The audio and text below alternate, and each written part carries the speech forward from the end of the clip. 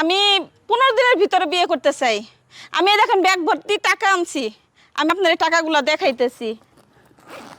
আরে আরে আরে আরে দাঁড়ান দাঁড়ান দাঁড়ান দাঁড়ান আরে আপা দেখেন, দাঁড়ানি দেখেন, আমি অনেক টাকা নিয়ে আপনি তো আসছি। অস্থির হচ্ছেন কেন? অনেক টাকা নিয়ে আসছি আপু, যে আমার বিয়ে করবে আমি তারে এই 15 লক্ষ টাকা দিয়ে দিব।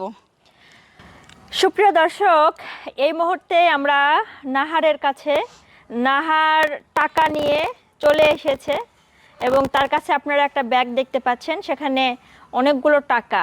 সে বিয়ে করতে চায় এবং খুব দ্রুত একটা পাত্র তিনি খুঁজছেন।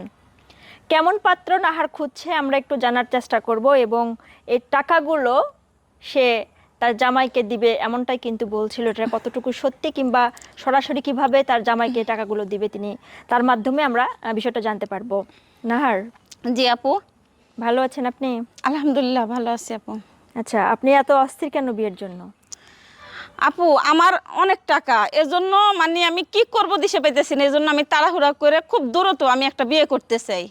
আর বিয়ে করব, বিয়ে করার পর আমার এই যে ব্যাগ ভর্তি টাকা, এই টাকাগুলো সব আমি আমার স্বামীকে দিয়ে দেব।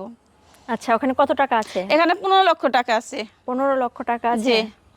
আচ্ছা, তো আপনার কি আগে বিয়ে হয়েছিল? হ্যাঁ, আমার আগে বিয়ে হয়েছিল। সেখানে ডিভোর্স হয়ে গেছে? না, স্বামী মারা গেছে। স্বামী মারা গেছে, বাচ্চা আছে? না, আমার বাচ্চা নেই। আচ্ছা, তো আপনি 1 সপ্তাহের ভিতরে কেন বিয়ে করবেন? আপা আমি 1 সপ্তাহের মধ্যে বিয়ে করতে চাচ্ছি, এই জন্য আমার কাছে অনেক টাকা, এই টাকাগুলো নিয়ে মানে আমি কোনো জায়গায় নিশ্চিত হয়ে আপনি থাকতে কি পারি না। সত্যি আপনার জামাইকে এতগুলো টাকা দিবেন? হ্যাঁ, আমি আমার স্বামীকে এই সব টাকা দিয়ে দেব। আচ্ছা, দর্শকদের উদ্দেশ্যে টাকাগুলো একটু দেখান, আপনার ওই ব্যাগের ভিতরে কতগুলো টাকা আছে? আচ্ছা ঠিক আছে আপু, অনেক টাকা আপু, আমি আপনার সাথে তো মিথ্যা কথা বলতেছি না। এতগুলো টাকা নিয়ে আপনি এই একা দেখেন আসলেন? অনেক টাকা, আমি আপনার কাছে চলে আসছি আপু এই এতগুলো টাকা টাকাগুলো। নিয়ে আপনি একা আসেন, আপনার ভয় করলো না? না, আমার ভয় করে নাই আপু, আমি খুব ভালো মতোই আমি আপনার কাছে পৌঁছাইছি টাকাগুলো নিয়ে। এখন আচ্ছা। আপনি যেভাবে হোক একজন প্রতিবেদনের মাধ্যমে ভালো একটা ছেলে দেখে আমাকে খুব তাড়াতাড়ি বিয়ে দিয়ে দেন। আপনি ওখানে কত টাকা যেন বললেন? কত টাকা? 15 লক্ষ টাকা। 15 লক্ষ টাকা নিয়ে আপনি একা আসছেন? জি। তো দর্শক দেখেন, নাহারের কাছে অনেকগুলো টাকা। আপনি কি সত্যি এই টাকাগুলো দিবেন? হ্যাঁ, আমি সত্যি এই টাকাগুলো দিয়ে দেব। আপনার জামাইকে দিবেন? হ্যাঁ। তো আপনার আগের ঘরে তো স্বামী তো মারা গেছে, জি। এই টাকাগুলো কি আপনার স্বামীর সংসারের নাকি?